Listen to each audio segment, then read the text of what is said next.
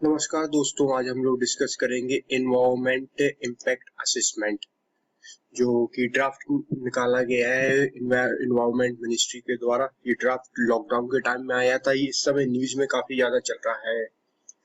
ये देखिए, ये भी जुलाई एंड 1 अगस्त का न्यूज है, जिसमें काफी ज्यादा बात हुआ है एनवायरमेंट इम्पैक्ट असेसमेंट को लेके, और उसमें कई सारी खामियां देखी गई हैं।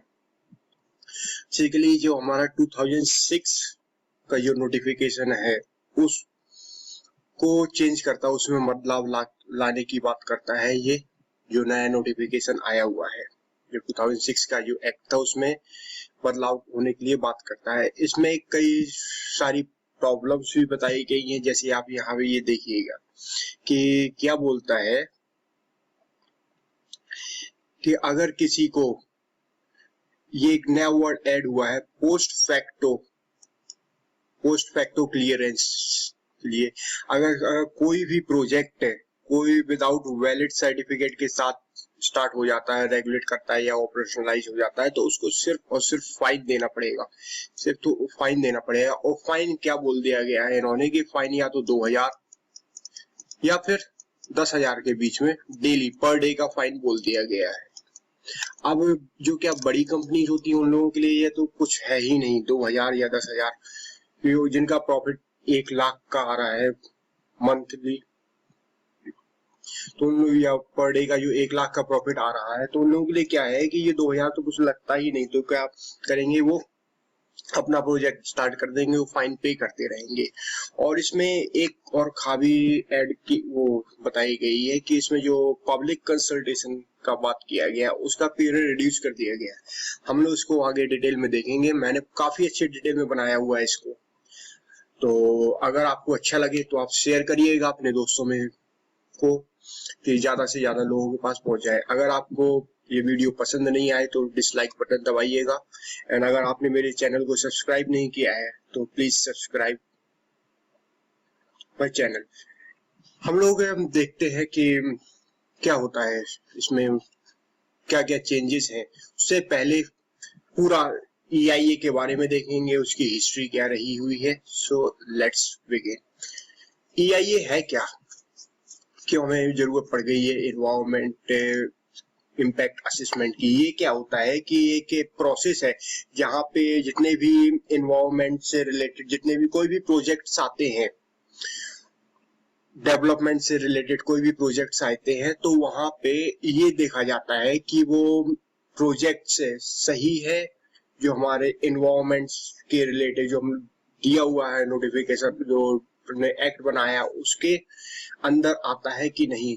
For example, environment impact assessment is a process of evaluating. ये प्रोसेस है जहाँ एवेल्युएट करेगा द लाइकली एनवायरमेंटल इम्पैक्ट, क्या एनवायरमेंटल इम्पैक्ट पड़ेगा ऑफ द प्रपोज्ड प्रोजेक्ट। कोई भी प्रोजेक्ट प्रपोज करता है या फिर डेवलपमेंट, उससे कोई भी प्रोजेक्ट आया, उसका क्या इम्पैक्ट पड़ेगा एनवायरमेंट पर, ये उसका पूरा एवेल्युएट करता है। Taken into consideration like inter-related socio-economic, cultural, human health impact, उसका कल्चर पे क्या इम्पैक्ट पड़ेगा, सोशियो इकोनॉमिक पे क्या इम्पैक्ट पड़ेगा, ह्यूमन हेल्थ पे, एंड वो बेनिफिशियरी एंड दी एडवर्स दोनों को देखते हैं। बेनिफिशियरी भी देखता है कि जो जिसका प्रोजेक्ट है उसको क्या है, और यहाँ पे प्रोजेक्ट इस्टेब्लिश कर रहा है वहां पे क्या लोगों को इम्पैक्ट पड़ेगा। बेसिकली क्या है कि UNEP इसको डिफाइन करता है as a tool to identify environmental, social and economic impact of a project prior to the decision making।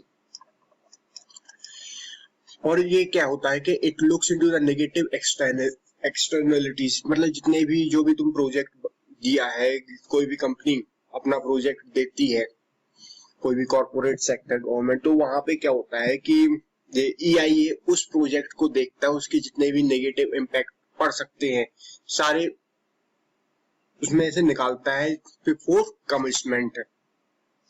Project start होने से पहले वो सारी उसकी खामियां देखते, उसकी क्या इम्पैक्ट रहेगा, क्या पॉजिटिव पॉइंट है, क्या नेगेटिव पॉइंट है।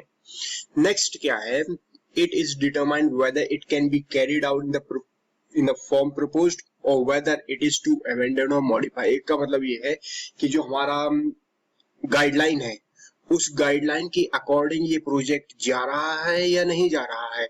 अगर नहीं जा रहा है तो इसमें क्या चेंजेस होने या फिर क्या नया तरीका होगा, इसको मॉडिफाई किया जाएगा। दोबारा वो भेज देंगे, आप इसको मॉडिफाई करो एंड देन नया प्रपोज्ड देखेंगे कि अगर वो उससे जो उनकी गाइडलाइन है उनकी अकॉर्डिंग है तो वो प्रोजेक्ट को सैंक्शन कर देंगे। नेक्स्ट क्या है, it aims to predict environmental impact at the early stage in project planning. जब उन्होंने ये पॉइंट देखा था, कौन सा थर्ड पॉइंट देखा था, ये ऑलमोस्ट सेम है। अर्ली स्टेज पहले ही देख लेते हैं। In the project planning and the design find ways and means to reduce adverse impact से project to suit the local environment, present the prediction and option to decision maker.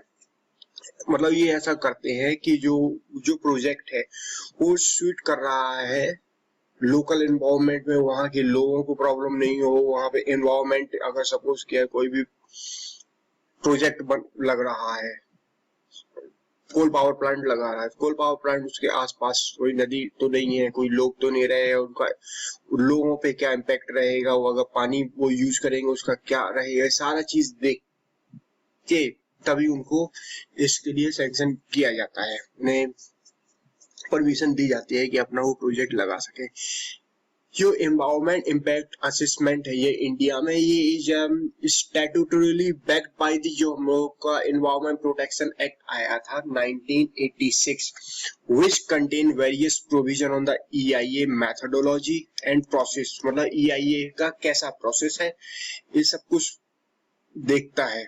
which scrutinize the potential environment impact of the project। जो सारा देखता है कि क्या इस project का environment पे क्या असर पड़ेगा। नेक्स्ट क्या इसकी हिस्ट्री देखते हैं, हिस्ट्री बिहाइंड EIA, क्या हिस्ट्री रही है इसके पीछे। तो The Indian experience with environmental impact assessment began over 20 years back। 20 साल पहले ही ये चला गया था। ये कब स्टार्ट हुआ था 1976-77 में, जब प्लानिंग कमीशन ने हमारे जो department of science and technology है उनसे ये बोला गया था कि आप इस चीज को एग्जामिन करो, किसे, कि जो आप रिवर वैली प्रोजेक्ट लेके आए हो इसका क्या इम्पैक्ट पड़ेगा एनवायरमेंट पे। मतलब इसको एनवायरमेंटल एंगल से भी देखो, आपने जो प्रोजेक्ट लेके आए हैं रिवर वैली प्रोजेक्ट, इसको एनवायरमेंट एंगल से भी देखो, ये बोला गया था प्लानिंग कमीशन ने department of science and technology DST। फिर क्या हुआ था टिल 1994 में environment clearance from the central government was an administrative decision. 1994 तक जो एनवायरमेंट क्लियरेंस था सेंट्रल गवर्नमेंट से सिर्फ एडमिनिस्ट्रेटिव डिसीजन था। वहां पे क्या है कि लेजिस्लेटिव सपोर्ट लैक कर रहा था। लेकिन on 27 January 1994 the then union ministry of forest environment and forest under the environment protection act उन्होंने क्या बोल दिया था कि ये promulgated an EIA notification make in EIA। वहां पे क्या है कि EIA क्लियरेंस मैंडेटरी कर दिया गया था फॉर एक्सपेंशन और मॉडर्नाइजेशन ऑफ एनी एक्टिविटीज। आप कोई भी एक्टिविटीज कर रहे हो वहां पे EIA का क्लियरेंस मैंडेटरी है for setting up a new project. कोई नया प्रोजेक्ट बनाओ listed in schedule 1 of the notification. ये शेड्यूल 1 ऑफ द नोटिफिकेशन क्या है ये देखते हैं। ये सारी चीज ऐड हुई है शेड्यूल 1 जो नोटिफिकेशन है उसमें क्या है कि माइनिंग ऑफ मिनरल्स आते हैं, surely pipelines जैसे कोल लिग्नाइट हुआ and others course passing through the national park and sanctuaries और coral reef ecological sensitive areas, ये सारे शेड्यूल 1 में आते हैं। Next offshore and onshore oil and gas exploration development and production हुआ, river valley project हुआ या इरिगेशन प्रोजेक्ट हुआ, थर्मल पावर प्लांट्स है, nuclear power plant and so on, ये सारे आते हैं शेड्यूल 1 में। तो वो सारे को परमिशन लेनी पड़ती है, एनवायरमेंट क्लियरेंस लेना पड़ेगा। जो हमारे EIA नोटिफिकेशन आई थी ये बोला गया था यूनियन मिनिस्ट्री उस टाइम की जो थी क्या है कि the ministry of environment forest and climate change notify new EIA legislation in September 2006 में। वहां पे कई सारे डिमांड हुए, लोगों को प्रॉब्लम बहुत ज्यादा होती थी कि ये चीज सही नहीं है, हमें कुछ ना कुछ इसमें रिलैक्सेशन दो, जो कॉर्पोरेट सेक्टर है, इंडस्ट्रियलिस्ट है। तो नया रेगुलेशन आया 2006 में। वहां पे क्या बोल दिया गया था, वहां पे मैंडेटरी कर दिया गया था कि कुछ वेरियस प्रोजेक्ट्स के साथ, जैसे कि हमारा हो गया माइनिंग माइनिंग है, थर्मल पावर प्लांट, यहाँ पे आपको वो लेनी ही पड़ेगी। माइनिंग, थर्मल पावर प्लांट से रिवर वैली, इंफ्रास्ट्रक्चर में हमारा क्या क्या बोल दिया गया कि road, highways, ports, harbour, airport and industries including very small electroplating और फाउंटिंग unit to get environment clearance. इन सब लोगों को मैंडेटरी कर दिया गया था कि आप लोगों को एनवायरमेंट क्लियरेंस लेना ही पड़ेगा। जो 2006 का जो नोटिफिकेशन आया हुआ था EIA को। लेकिन however unlike the EIA notification of 1994, the new legislation has put the onus, यहाँ पे क्या हुआ था, जो नया लेजिस्लेशन था, जो नया लॉ बन के आया था, वहां पे पूरा का पूरा ये ओनर्स ऑफ क्लियरेंस किसके ऊपर डाल दिया था, स्टेट गवर्नमेंट के पास डाल दिया गया था कि आप स्टेट गवर्नमेंट प्रोजेक्ट को क्या करेंगी, उनको क्लियरेंस देंगी based on the size and the capacity of the project का जैसा साइज और कैपेसिटी है उसके बेस्ड पे स्टेट गवर्नमेंट उस प्रोजेक्ट को क्लियरेंस देंगी। नेक्स्ट हम लोग देखते हैं EIA। इसका मतलब ये EIA का प्रोसेस क्या होता है, कैसे है EIA के प्रोसेस। तो EIA का प्रोसेस देखने के लिए हम लोग को ये सारे देखना पड़ेगा।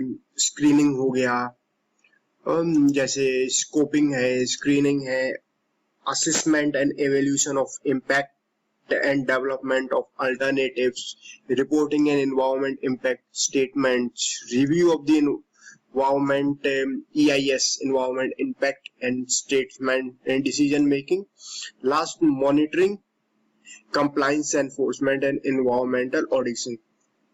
ये सारा हम लोग को ये सारा प्रोसेस देखना हो था। ये हमारा क्या है, EIA प्रोसेस है, EIA प्रोसेस। इसको वन बाय वन करके हम लोग देखते हैं।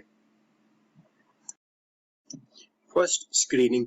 इसका मतलब क्या होता था कि to determine whether project require a full और पार्शियल इम्पैक्ट असेसमेंट स्टडी। इसका मतलब ये है कि वो प्रोजेक्ट को पहले स्क्रीन करते थे फ्रॉम स्केल ऑफ इन्वेस्टमेंट पे, location and type of development, and अब ये देखते थे कि इस प्रोजेक्ट को स्टैट्यूटरी क्लियरेंस की जरूरत है या नहीं। नेक्स्ट क्या है, स्कोपिंग। स्कोपिंग में क्या होता है कि वहां पे ये प्रोजेक्ट्स का पोटेंशियल इम्पैक्ट देखते हैं और ये भी देखते हैं कि जोन ऑफ इम्पैक्ट क्या होगा, mitigation possibilities and need for monitoring. हम लोग ये देखते हैं कि यहाँ पे जरूरत है मॉनिटरिंग की या नहीं, या इसका इम्पैक्ट क्या रहेगा, adverse impact on biodiversity, and final to drive term of reference in the environment assessment. Next हमारा assessment and evaluation of impact and development of alternative। यहाँ पे क्या होता था, ये प्रिडिक्ट किया जाता था और आइडेंटिफाई किया जाता था कि environment impact of the proposed project और development, यहाँ पे क्या impact पड़ेगा environment का इस प्रोजेक्ट से, और उसके बारे में पूरा डिटेल एलेबोरेशन होता था, उसकी पूरी जानकारी, मतलब पॉजिटिव्स एंड नेगेटिव्स देखते थे, उसके क्या अल्टरनेटिव्स हैं। नेक्स्ट क्या है, रिपोर्टिंग द एनवायरनमेंट। इसमें होते थे कि including the environment management plan. Next, review of the environment impact statement based on the term of reference, जो स्कोपिंग का था, and public including authority participation. यहाँ पे जो भी पब्लिक पार्टिसिपेशन होता था, जो अथॉरिटी होगा पार्टी, उनका उसके बेस्ड पे ये हम लोग रिव्यू करते थे। फिर डिसीजन मेकिंग होता था on whether to approve the project और नॉट, अंडर व्हाट कंडीशन, के इस प्रोजेक्ट को अप्रूव करना चाहिए या नहीं, और किस कंडीशन पे इसको अप्रूव देना चाहिए या किस कंडीशन अप्रूव नहीं देना चाहिए। लास्ट क्या है, अब ये हम लोग का इसमें ही प्रॉब्लम दिया है, पब्लिक पार्टिसिपेशन है, यहाँ पे डेज कम कर दिए गए हैं, जो प्रॉब्लम अभी आई है न्यू नोटिफिकेशन में। नेक्स्ट हमारा monitoring, compliance enforcement and environmental auditing to monitor whether the predicted impact and proposed mitigation measure occur as defined in the EMP, कि जो भी आया है वो उसके अंडर में है कि नहीं है। नेक्स्ट हमारा देखते हैं कि ये कैसे काम करता है, how does it work. The assessment is carried out by the expert appraisal, कि जो असेसमेंट है वो पहले कैरिड आउट किसके द्वारा कैरिड आउट जाता है, जो हमारा EAC है, एक्सपर्ट अप्रेजल कमेटी। ये इसमें कौन कौन से होते हैं, EAC में consist of the scientist and project management expert, ये दो होते हैं, साइंटिस्ट रहते हैं, प्रोजेक्ट मैनेजमेंट एक्सपर्ट्स होते हैं। EAC फ्रेम द स्कोप, ये बनाते हैं, तैयार करते हैं scope of EIA study and a preliminary report is prepared, एक पहली रिपोर्ट तैयारी की जाती है, उस रिपोर्ट को क्या करते हैं, ये पब्लिश करते हैं and a public consultation process take place. वहां पे जब रिपोर्ट पब्लिश्ड हो जाएगी तो पब्लिक का कंसल्टेशन वहां पे देखा जाएगा कि लोगों का क्या विचार है, लोगों से पूछते हैं इसके बारे में। During the consultation objection can be heard including from the project affected people. वहां पे कंसल्टेशन में ऑब्जेक्शन उन लोगों से भी पूछा जाता है, उन लोगों की बात सुनी जाती है, किनके, from the project affected people.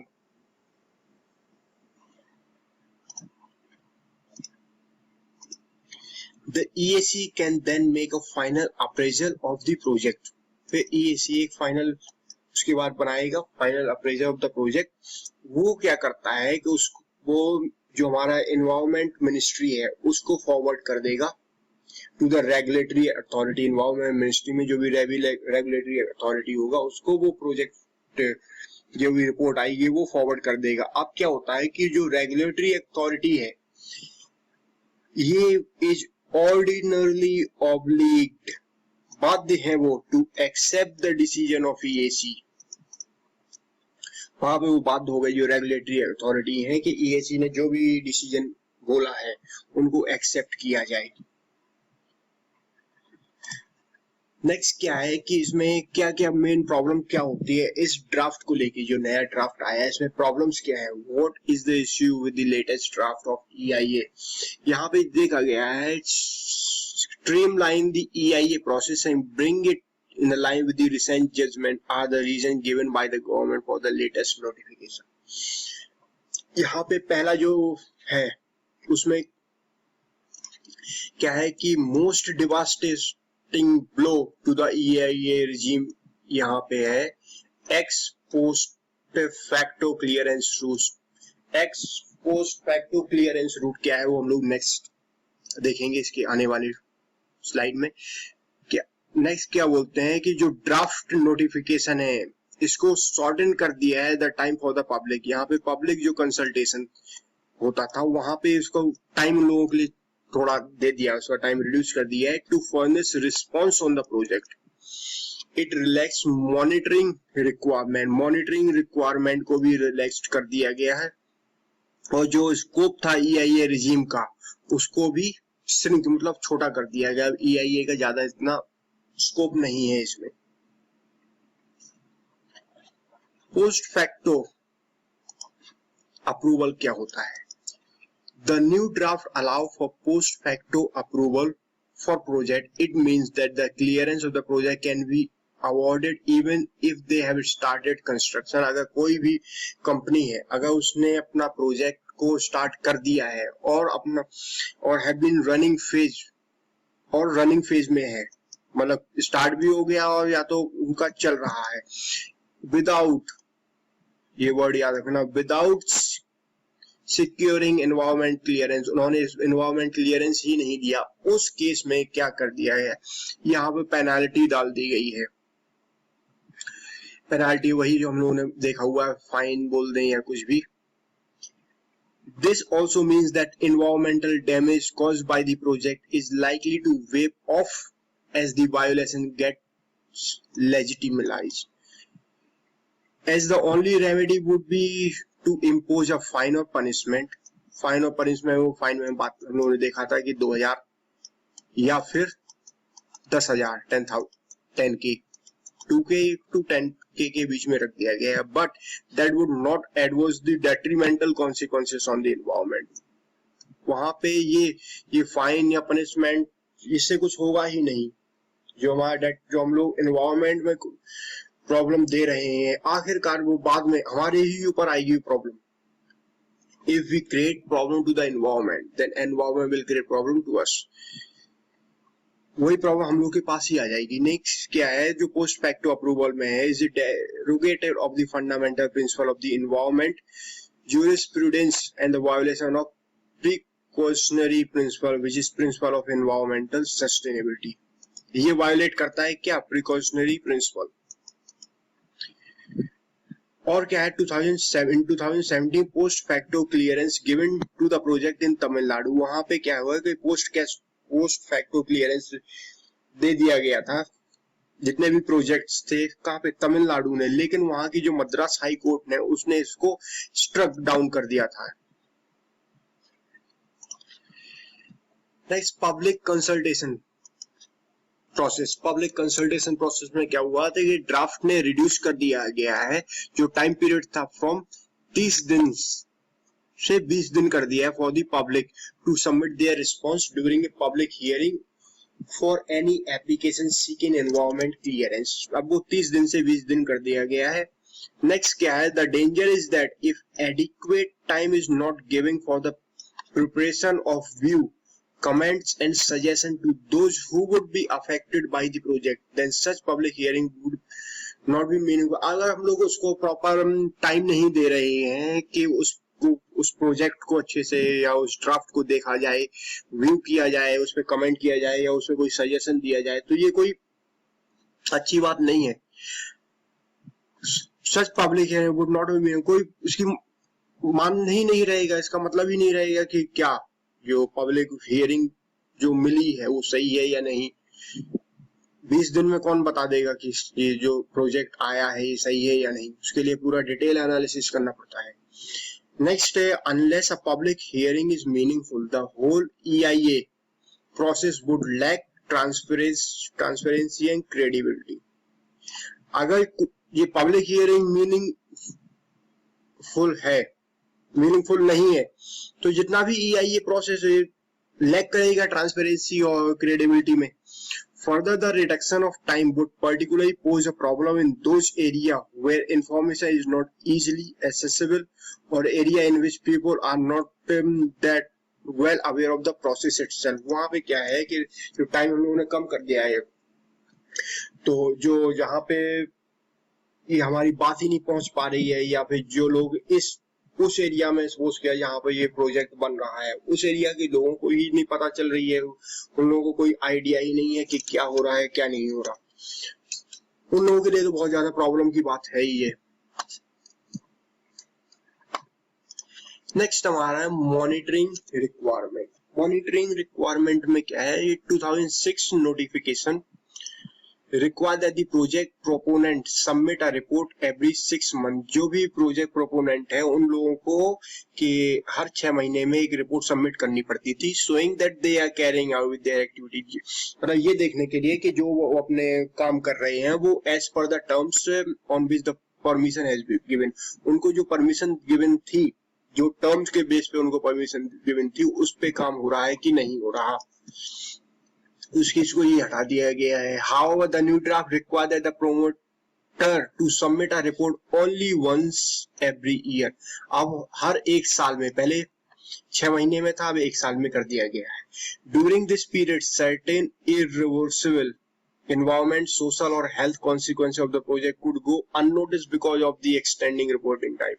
इस जो हम लोग का जो टाइम जो 6 महीने बढ़ा दिया गया, इसमें क्या होता है कि कोई भी अगर प्रॉब्लम हो जाती है एनवायरमेंट से रिलेटेड या सोशल या हेल्थ कॉन्सिक्वेंसेस में प्रॉब्लम आ जाएगी इस प्रोजेक्ट की वजह से, वो अननोटिस मतलब उनको देखा ही नहीं जाएगा कि वो सही जा रहा है या नहीं टाइम बढ़ने के पीछे। For example, if a mining project is being carried out at some place which can be potential hazardous to the nearby population and can contaminate the air and water nearby, a half-yearly compliance report would better help in addressing these concerns। ये मतलब ये है कि जो half yearly का जो आधे साल में जो रिपोर्ट आती है वो अच्छी तरह इसको अच्छे से देखेगी, परखेगी, समझेगी कि जो हो रहा है वो सही है कि नहीं।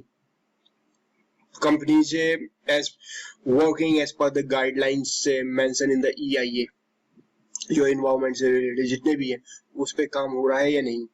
अगर ये टाइम ही बढ़ा दिया है तो अब 6 महीने में बताएं क्या क्या क्या हो जाता है। नेक्स्ट हमारा क्या है, बाईपासिंग EIA प्रोसेस। EIA प्रोसेस को इसमें बाईपास कर दिया है। Though the draft notification the central government has the power to categorise project as. अब यहाँ पे सेंट्रल गवर्नमेंट को पावर दे गई है कि वो प्रोजेक्ट को कैटेगराइज करेंगे एज ए स्ट्रेटेजी। अगर उन्होंने स्ट्रेटेजिक बोल दिया गया है तो वहां पे इसकी EIA की कुछ वैल्यू ही नहीं है कि डायरेक्ट उसको क्लियरेंस मिल गया। Once a project is categorise as a strategy, the draft notification state that the no information related to such project shall be placed। इसका मतलब ये है कि उस प्रोजेक्ट से रिलेटेड कोई भी इंफॉर्मेशन पब्लिक डोमेन में प्रेजेंट नहीं किया जाएगा।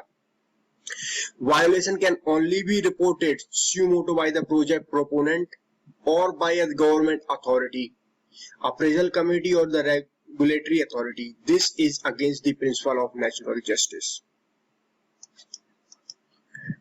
नेक्स्ट क्या है कि इस चीज को further the draft notification state that the new construction project up to 1.5 lakh square metre instead of the existing 20,000 square metre do not need detail scrutiny by the expert committee nor they do need EIA studies and public. अब इसका अभी क्या है कि सिर्फ 20,000 तक का नहीं चलता था। 20,000 स्क्वायर मीटर तक का कोई भी प्रोजेक्ट है उसमें डिटेल स्क्रूटनी नहीं चलती थी एक्सपर्ट कमेटी की या फिर या पब्लिक कंसल्टेशन। लेकिन अब इसको बढ़ा के क्या कर दिया गया, 1.5 लाख कर दिया गया है।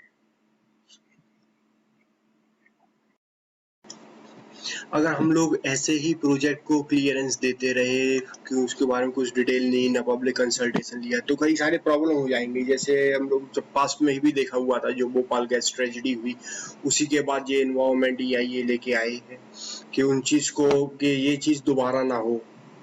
अगर हम लोग फिर से वही दोबारा मिस्टेक कर रहे हैं तो ये अच्छा नहीं है। हम लोग कभी रिसेंटली इंडस्ट्रियल मिसहैप्स हुए हैं कि जो विशाखापट्टनम में क्या हुआ था कि deadly gas leak at LG polymer plant in Visakhapatnam में 2020 में कई 12 लोगों को मार दिया गया था एंड हार्म कई 100 लोग से भी ज्यादा लोग उससे उनको नुकसानी पहुंची है। और क्या होता है कि sometimes the seismic shift in the local environment can threaten livelihoods, floods a valley or a destroyed forest। ये भी उसका प्रॉब्लम हो सकता है। और एक नेक्स्ट एग्जांपल क्या हुआ था, जो ऑयल इंडिया लिमिटेड है, oil wells in Tinsukia district Assam went up in flames this month। This I think in the month of June की बात, एक बार आप डबल चेक कर लीजिएगा, मैं गलत भी हो सकता हूँ। जो कि सिचुएटेड है only few kilometre away from the protected area. अब ये है कि अगर वहाँ पे ये प्रॉब्लम हो गई है तो पूरा एरिया को भी, जो प्रोटेक्टेड फॉरेस्ट एरिया, वहाँ पे पूरी प्रॉब्लम आ जाएगी। तो इस चीज को ध्यान में रखते हुए गवर्नमेंट को इसका थोड़ा देखना चाहिए कि ज्यादा से ज्यादा लोग, मतलब एक तो जो हम लोग का पोस्ट फैक्टो लेके आए हैं इसको भी दोबारा से देखा जाए, पब्लिक कंसल्टेशन के लिए काम ज्यादा से ज्यादा टाइम दिया जाए। तो हम लोग इसका डिटेल वे फॉरवर्ड देखते हैं। वे फॉरवर्ड में क्या है कि on a positive note that 2020 draft notification has a clause dedicated to definition to several terms related to the EIA। It may be beneficial in the sense that it consolidates the EIA rules। इन्होंने EIA rules को भी consolidate कर दिया and has the potential of alleviating some ambiguity in the present law। लेकिन इसमें कुछ चीज में सुधार करना बनता है। जैसे कि हम लोग देख लें it need to address the above issue. कौन कौन से? The ministry instead of reducing, हम लोगों ने वो देखा है कि जो पब्लिक कंसल्टेशन के लिए जो टाइम कम कर दिया गया है, ज़्यादा से ज़्यादा फोकस मिनिस्ट्री को ये करना चाहिए कि जो इन्फॉर्मेशन है वो वेल अवेयर हो, उसमें अच्छे से पब्लिक हियरिंग मिले और उसका क्या इम्पैक्ट है upon the whole EIA process, वो भी सारा देखा जाए। In order to improve the ease of doing business को इम्प्रूव करने के लिए government should bring down the average delay of 230 days in granting environmental clearance that emanates from the bureaucratic delay and the complex law। यहाँ पे क्या है कि जो हम लोग को ईज ऑफ डूइंग बिजनेस को अच्छा करने के लिए गवर्नमेंट को जो रेड टेपिज्म है या फिर इन्वॉल्वमेंट ऑफ द ब्यूरोक्रेट्स, और ब्यूरोक्रेट्स का वो क्या करते हैं कि जो हायर ऑफिसर हैं या फिर जो लोअर ऑफिसर हैं वो अपनी फाइल भी दबा लेते हैं, रेड टेपिज्म को भी खत्म करना चाहिए। कॉम्प्लेक्स जो लॉ है उसको भी रिलैक्स करे government. Next, grow now, sustain later should not be the policy, as the notion is dangerously tilted against the concept of sustainable development। तो ये हमारा आज का पूरा डिटेल एनालिसिस रहा है एनवायरमेंट इम्पैक्ट असेसमेंट पे। मैंने काफ़ी जगह से सोर्स लिया हुआ है, यहाँ पे द हिंदू का भी है, इंडियन एक्सप्रेस का भी है और शंकर IAS से भी लिया हुआ है, दृष्टि से भी है। कई सारा सोर्स को मैंने कंसोलिडेटेड करके एक अच्छा और कोशिश किया है कि ज़्यादा से ज़्यादा अच्छा मैं बना सकूं, तो बनाया हुआ। अब आप पे ही डिपेंड करता है आप इसको पसंद करते हैं कि नहीं। अगर आपको अच्छा लगा हुआ तो आप लाइक करिएगा, अच्छा नहीं लगा हो तो आप डिसलाइक कर दीजिएगा और अपने फ्रेंड्स को शेयर करिएगा। And please also subscribe my YouTube channel, it's only online edu hub. आपका बहुत बहुत धन्यवाद। Thank you very much.